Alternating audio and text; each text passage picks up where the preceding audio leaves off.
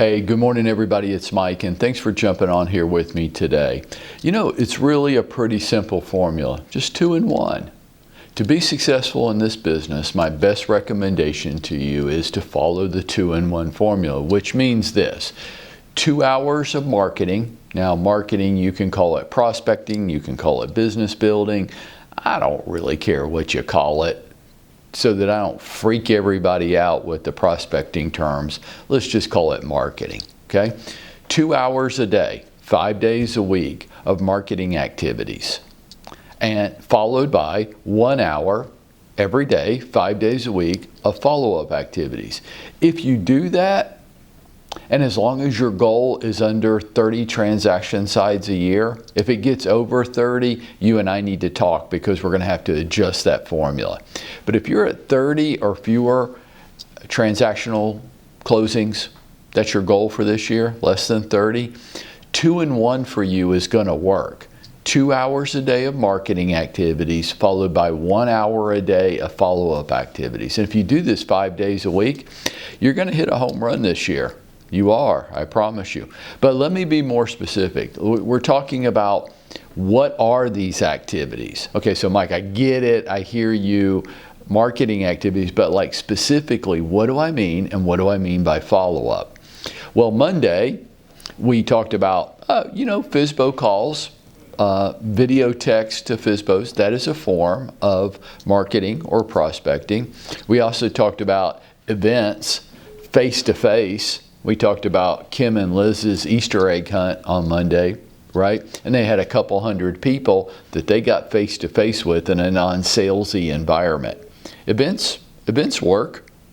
That's great. We also talked about open houses. And we talked about high-impact and low-impact activities. So FSBO calls, events, high-impact. Open house, low impact, which means you can't control your rate of response. So when you hold an open house, you really don't know how many people are going to come. Of the ones that do come, it becomes high impact because you're face-to-face with them, but you can't control the response rate. I want to give you a few more marketing activities today to consider adding to your repertoire during the week. 2 hours of marketing activities. Expired listing calls and or video text. Sure, that would be a high impact activity.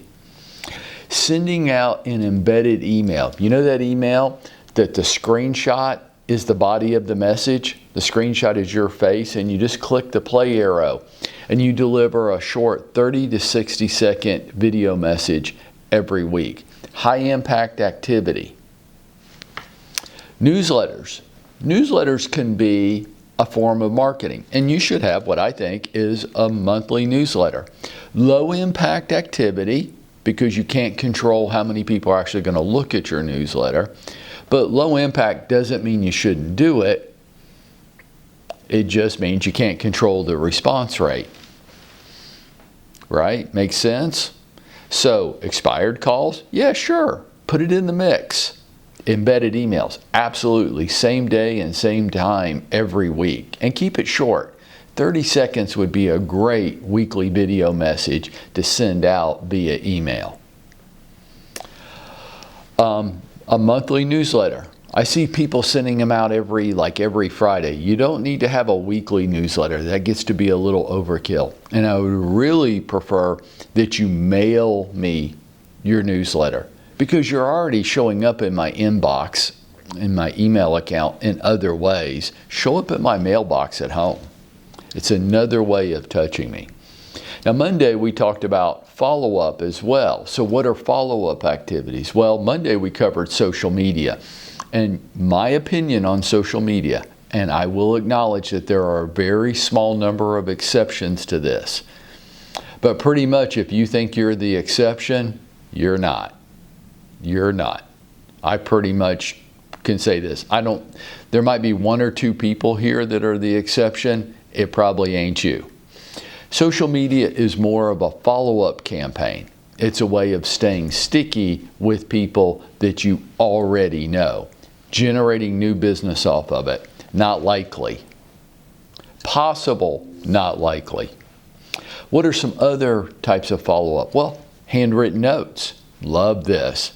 And here's why I love handwritten notes that you send via U.S. mail. The reason I love them is because nobody does it. And anything that none of the other 50,000 real estate agents in Atlanta are doing, I want to do. It makes it more high impact because it's so rare. I mean, really, how many handwritten notes have you received in the last 30, 60, 90 days? None? None would be a typical answer. And that makes it a worthwhile activity. Video text, not a written text message. I'm not experiencing you. I'm not getting to know you. I need to hear your voice. I need to see your facial expressions, your body language. That allows me to get to know you. And it adds so much more meaning to the message. Remember, 67% or more of all communications nonverbal. So when you just give me written text, I'm missing out on almost 70% of your communication. Video text. Phone calls. Call your people. I don't know what it is about our industry, but we sell a house to somebody or for somebody, we never talk to them again. That's the rule. I think the new rule should be 1 day after closing, 1 week after closing, 1 month after closing, and then every 6 months for the rest of their life, or your life, whichever ends first. Phone calls are a great way of staying in touch with people. I wonder why we're so reluctant to do it. Folks, 2 hours a day of marketing activities, 1 hour a day of follow-up touches, 2 in 1. If you'll do that 5 days a week, you will be going out there and making it happen for yourself.